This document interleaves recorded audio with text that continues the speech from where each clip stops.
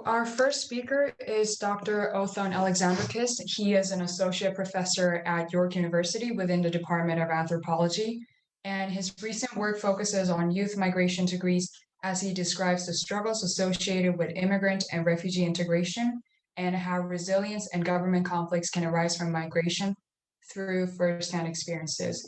So Dr. Othon Alexandrakis will start his lecture once he turns on the camera. I would love to turn on my camera, but it's telling me that the host has stopped my camera. So maybe there's something technical that has to happen first. Yes, I'm sorry. Okay, you'll be able to open camera soon. There we go. Fantastic. All right. And I have a PowerPoint presentation. Is there any way I can share that?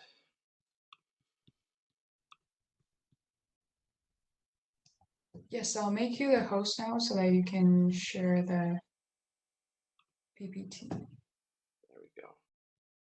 Perfect. Okay. So I will get this up.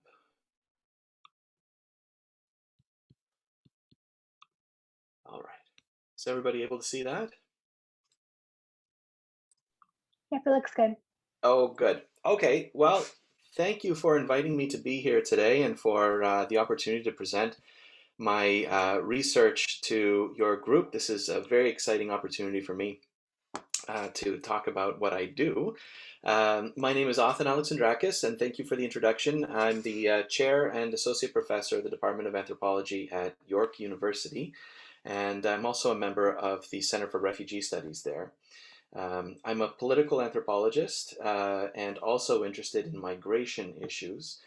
So my work typically intersects those two areas of interest, migration and politics. And my area of research and geographic area where I conduct my work, as mentioned, is Greece. Now, Greece is a very interesting place to conduct research, I think, on migration. And this is for several reasons. I'm going to highlight three here, and we can talk about them a little bit as we go on. The first one is Greece's geopolitical location at Europe's southeastern edge is close to the Middle East, Africa, and parts of Asia, as we can see in this slide here. That means that it has been a corridor to Europe for many peoples throughout antiquity and more recently, right? Several parts of Greece are very much established pathways of migration. So that's the first reason that makes Greece interesting when we talk about migration. The second one here is that historically, Greece has seen multiple mass migration events to, through, and out of the country during various periods of war, conflict, and economic hardship. And here I'm sharing a few images of some of those periods of history, and also the cover of a great book that deals with quite a bit of that history. So migration has touched the lives of many Greeks. And finally, despite Greece being a major migration corridor and many Greeks having experiences with migration, intimate experiences with migration, the government of Greece does not have a robust legal framework and doesn't have a Greece doesn't have a large humanitarian infrastructure. There's not much in terms of good established forms of reception, integration, and support for migrants certainly until very recently. So this has been a bit of a puzzle in Greece, right? It's a migration corridor. Many of the people have experienced migration or have been touched by migration. But as we can see in this image here, migration is very poorly managed or has been poorly managed. There's been challenges for dealing with migrants and migrant integration in Greece for a very long time. This is a picture taken from by a colleague of mine, Heath Cabot, showing you the huge lineups of people waiting to register as migrants. These scenes like this were typical in Greece until very, very recently. And most of these people never made it through to registration, and that registration didn't really afford them any protection from deportation or rights or anything like this. So quite a few challenges. all of this sort of came to a head in 2015, and I suspect that this audience here probably remembers the refugee crisis that, or was aware of the refugee crisis that hit Greece and Europe generally in 2015. This is when thousands of Syrians fleeing war in their homeland, along with other parts of Africa and Asia, other migrants from Africa and Asia, used established migration corridors, I'm going to show you them here, to get to Europe through Greece. And this is an image from the New Yorker magazine. It shows that migration pathway that many of them took. When they arrived to Greece, the country was completely unprepared to deal with the migration, right? On the one hand, Greece was struggling with economic crisis. That started in 2010. And on the other hand, the country lacked an effective government apparatus or humanitarian infrastructure to activate or to scale up in response. So the result of that was stuff that we saw in the news, really, and that sort of motivated a lot of people to get on planes and go and help if they could. On the one side here, you see people sleeping out in central squares. There were no accommodation centers. There was no way to sort of help people who were walking through Greece. And so people ended up sort of flooding into these public squares. And this became a common scene in the country. On the right, I'm not sure if you can see that, there is a old building here that was occupied by migrants. It turned into an informal reception center. Again, they found themselves in a country that was completely unprepared to deal with the tens of thousands of individuals that were walking through and were in many cases in desperate need of some help.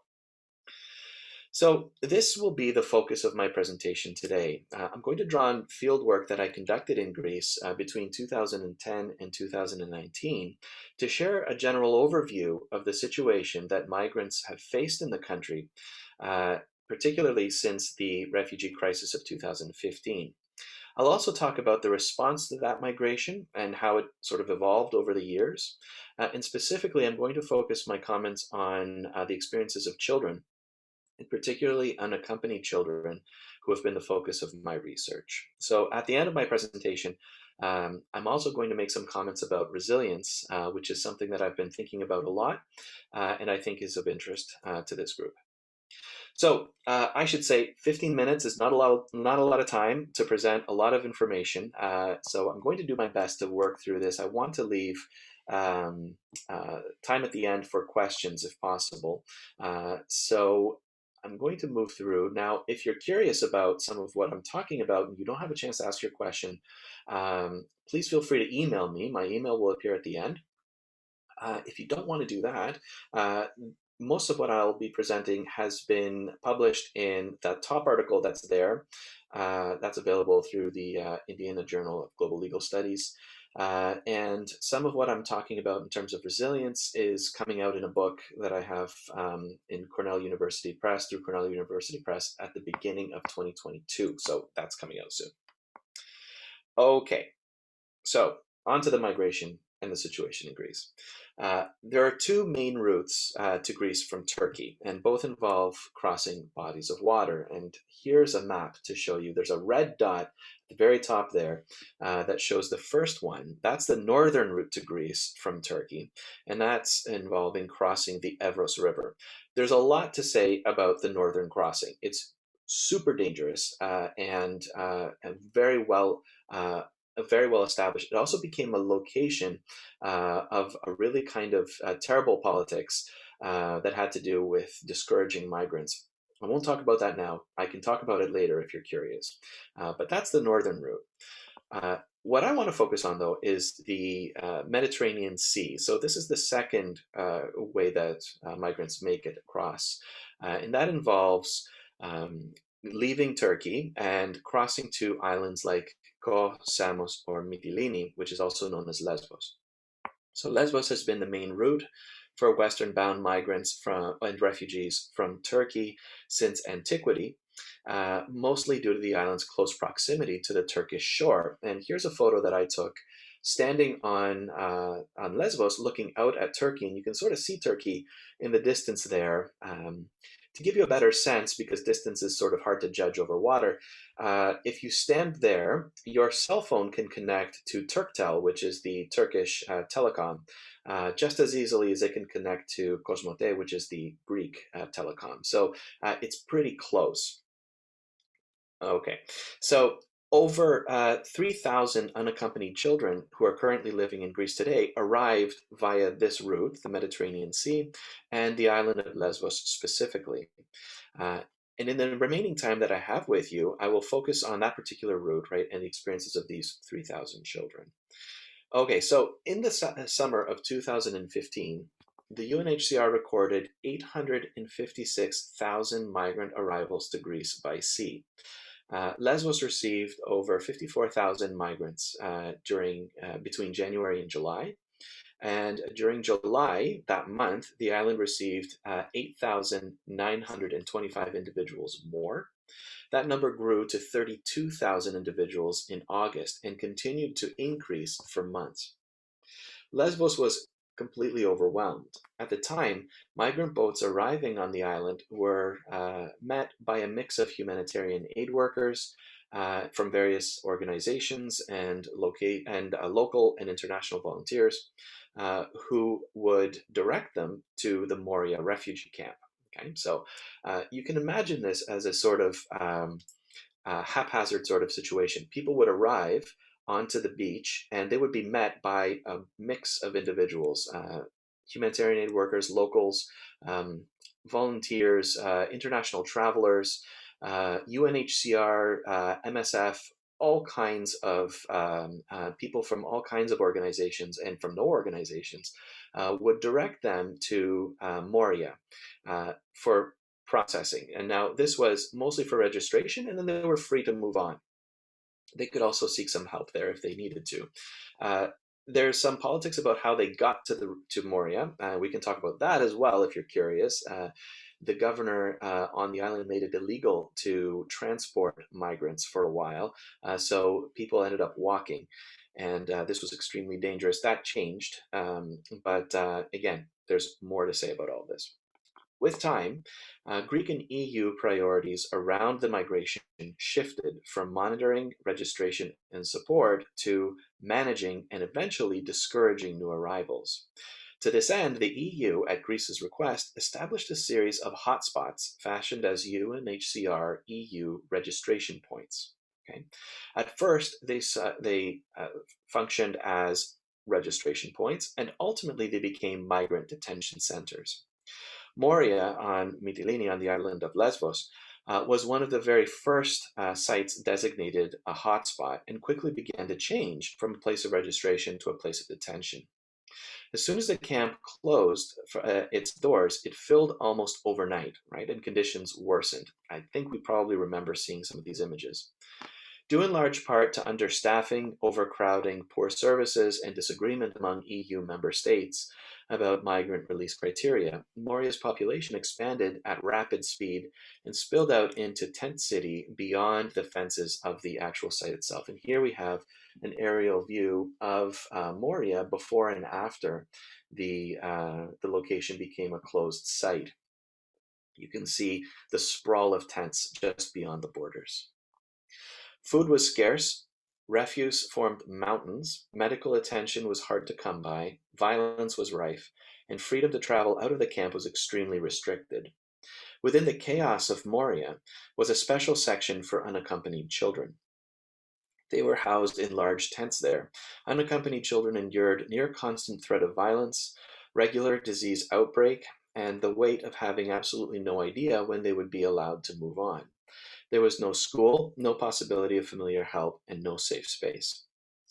I spent a few days only on Lesbos in 2015 when the initial migration started, but I returned and spent time there in 2016 when arrivals had started to drop off, but Moria was still a desperately overcrowded camp. At the time, life jackets, punctured dinghies, and other sort of evidence of the migration was still present along the beaches, and piles of discarded personal items were still present along migrant footpaths worn into farmers' fields. To my research participants, the lingering presence of these discarded objects and the marks left on the landscape evidenced both the magnitude of what happened and the scale of response that it demanded but was never met.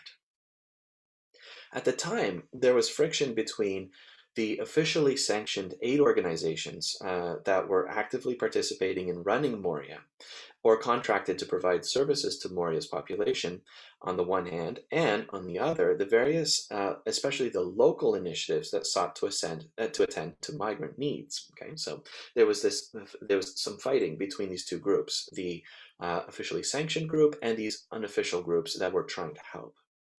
Um, Again, this might be something that we want to return to if it's of interest. For now, I'd like to point out that various state and EU actions restricted access to migrants, making it impossible for some groups to continue operating, right?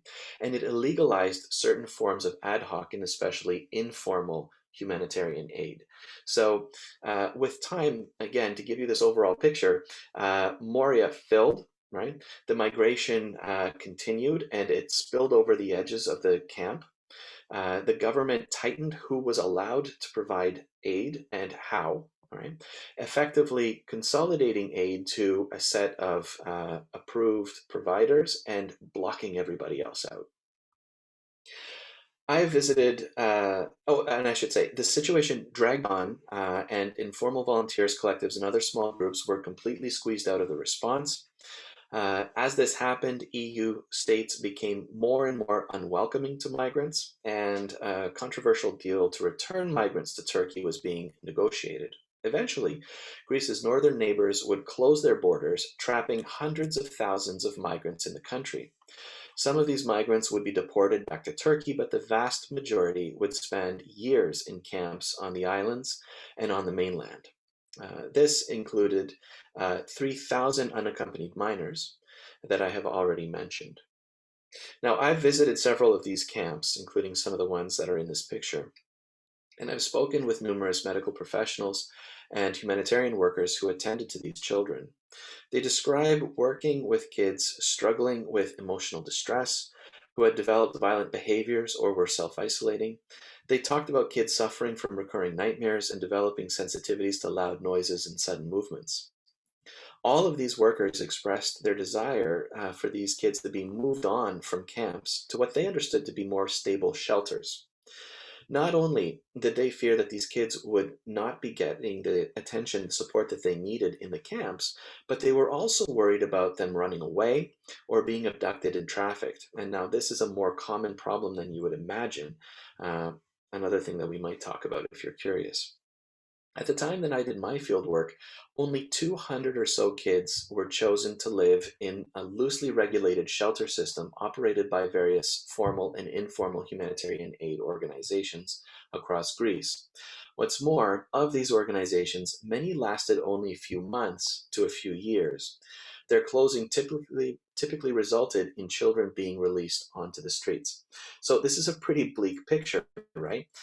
3,000 kids, and this is an estimate, I should say, there's probably more who weren't registered, all living in camps that look like that, not getting the help that they need, and the better solution was only available to about 200 kids, right?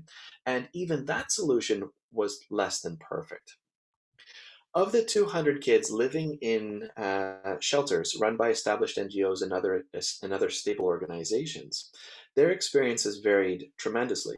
While all shelters were caring places, and I have to underscore that, right? They were all caring places where kids had access to food, healthcare, toys, and other essentials. Here are some photos. Some were better resourced than others. Most children had access to schooling and learning support, while others didn't, right? Some had this, some others. It sort of depended on the school area. Some found themselves in homes with children who exhibited broadly unmanaged violent behaviors, while others were in homes without these kinds of challenges. Some had to live in places where children came and went, and caregivers also came and went, making it very difficult for them to make connections with others, while other kids lived in very stable homes, right?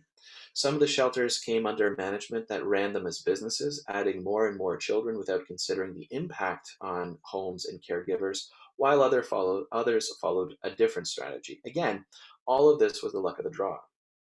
I spent over a year volunteering at one shelter in Athens, in the Athens area, and made regular visits to three more. My role as volunteer in the shelter was to deliver an introduction to anthropology course to children between the ages of 4 and 15 years of age.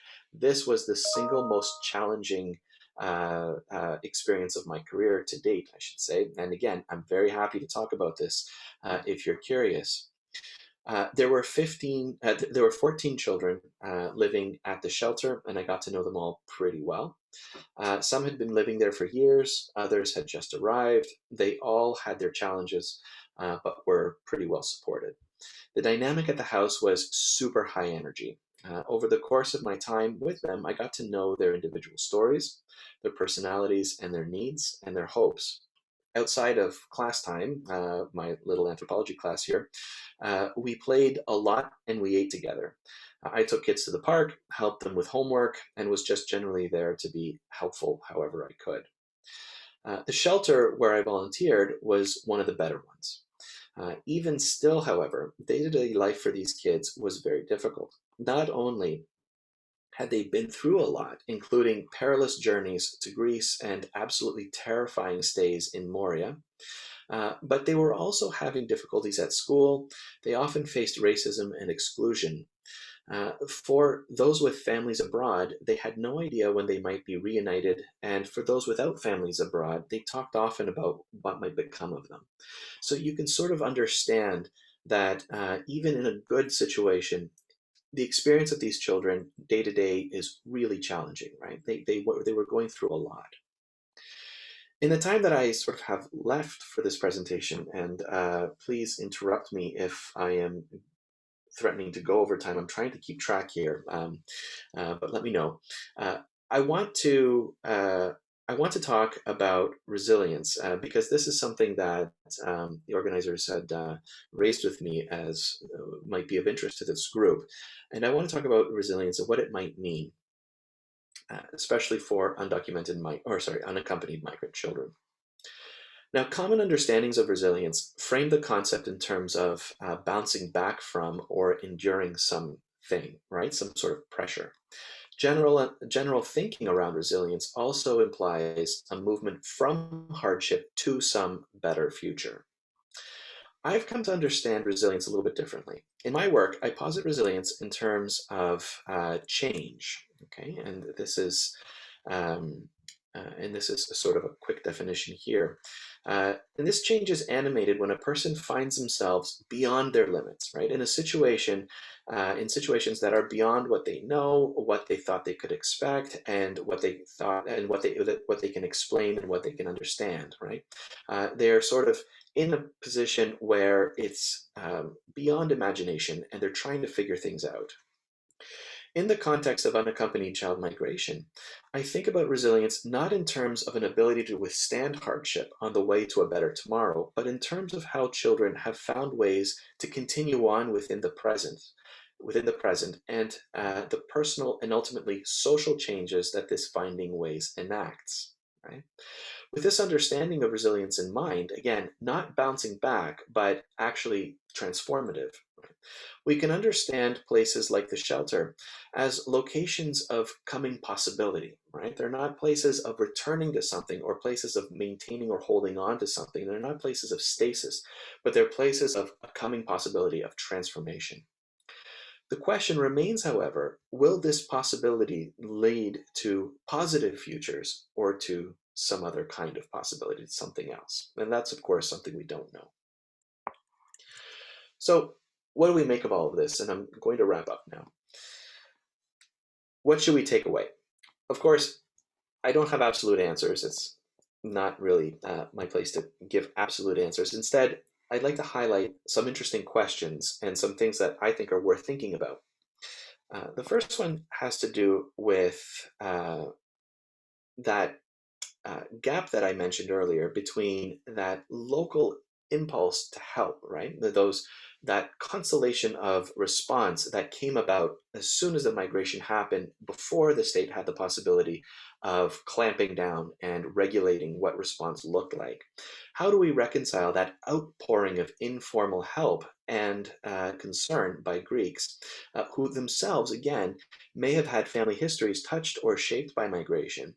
Uh, and on the other side, the kind of terrible reality that is playing out in Greece right now for migrants. Okay, that's the one. The second thing here is focusing on child migration. So focusing on migrant children that I worked with, I also would like to ask what kind of futures might be possible for kids who arrive in Greece unaccompanied or who become unaccompanied while they're in the country, given the majority of unaccompanied youth continue to live in camps and a smaller number live in less than perfect shelters.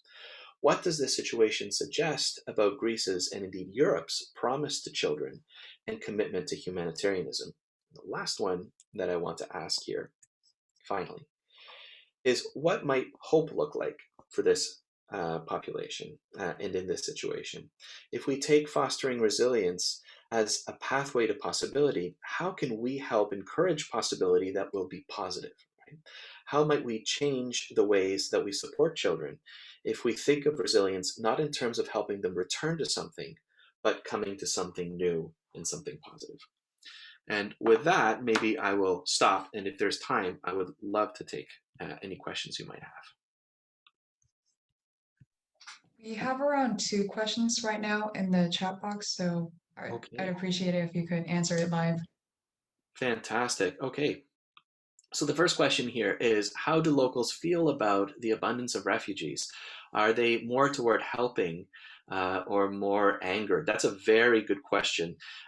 My experience has been that it's varied, although generally speaking, the response has been positive. At the very beginning, the response was overwhelmingly positive. Refugees came and people were coming out and meeting them, giving them water, helping them find resources, doing whatever they can. So I would say that generally speaking, the response in Greece specifically has been positive. As the situation drags on, and since 2015, people have become exhausted with this situation, and they are also undergoing economic crisis. So it's been challenging, but I would say generally, in my experience, the response has been very positive. Okay, the second question I see here, what are some psychological impacts of resettlement on unaccompanied minors in Greece? Phenomenal question as well. Thank you very much for asking this one. The psychological impacts are complex, and I think that it's not really my expertise to say that one way or another that they have been, harmed or what that harm looks like. But I will tell you that in my experience, every single one of these children have needed some kind of psychological support. The ones in shelters are getting it. I worry about the rest. Right? So that's a very important question without a happy answer, I'm afraid. And then the last question that I see here is, would you suggest that increased youth volunteers could increase positive sentiments toward refugees by forming a more personal connection to the issue? That's a great question as well. Youth volunteers are super important, and the shelter system that I worked with had been desperate for youth volunteers to try to connect with kids to just regular things like playing, right? It's hard to make those really basic connections.